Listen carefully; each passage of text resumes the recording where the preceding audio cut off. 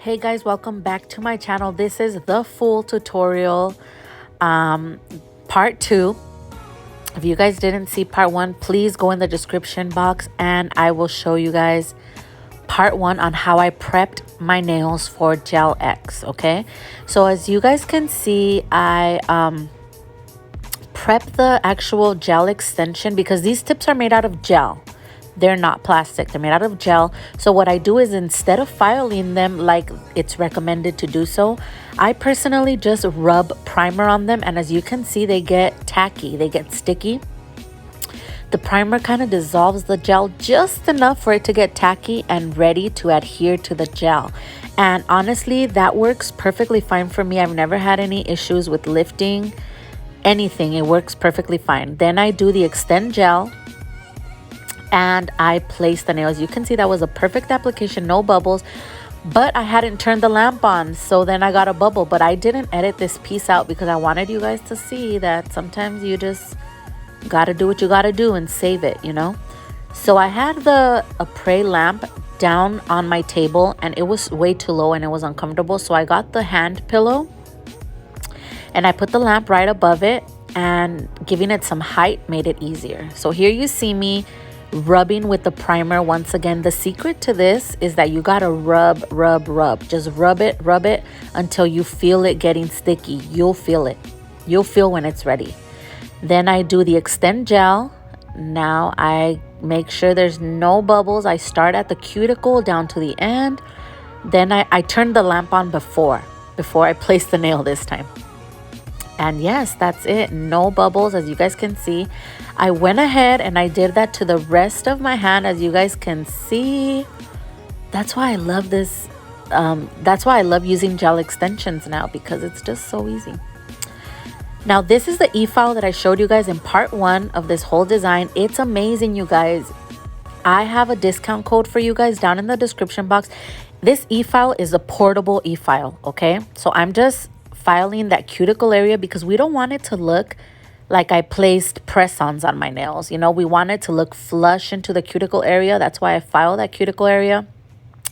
Then I file just the tips a little bit, just to remove that little piece of plastic that's usually at the tip. So that was all I did. But as I was saying, that e-file, if you guys need a portable e-file, this is the one that you're gonna get. It's not loud at all, super smooth, and it's very lightweight. It is $69 on Amazon, you guys, and I have a 10% discount code for you guys, so you get even a better price. But the discount code is only available until September the 30th, so take advantage. All right, now Cocoist, you guys. I have been using these gels for about 3 months now. I ordered them, I purchased them myself. This is the Tati brush. I'll leave a link down in the description for all the products that I'm using. I ordered these gels, and let me tell you that they're my favorite gels now. The consistency of this gel, just the formula that this company came up with, is amazing. They go on like butter. They're smooth, as you guys can see. You get even application, and usually with gel pots, like the pots, the gel is usually a bit thicker, so it's kind of streaky when you put it on, but not the Cocoist gels. That's what I fell in love with. And the potted gels are like more pigmented.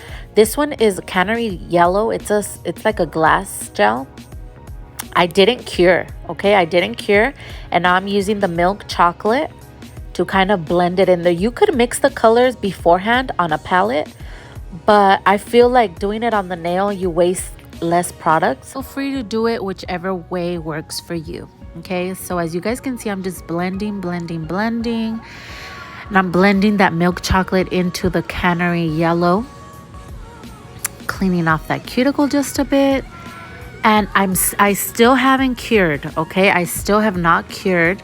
I'm just cleaning. Oh, you guys, the silicone cuticle cleaner, I have it in my Amazon's favorite list, and that link to my list is down in the description box. The best you can get when working with gel. It cleans it easily, and just, I love it. Okay, so what I'm doing is I got a little bit more milk chocolate and I'm just blending it into the nail. I'm just making it a little bit darker and giving it dimension. It doesn't have to look perfect, just kind of let it blend in there. And that's what I love about these gels, that they self-level. So did you see how I just smushed it in there? And then it levels itself and blends well. So then I cured it. After I cured the base color, because that's the color we wanted, now I'm using bitter chocolate and maxi black.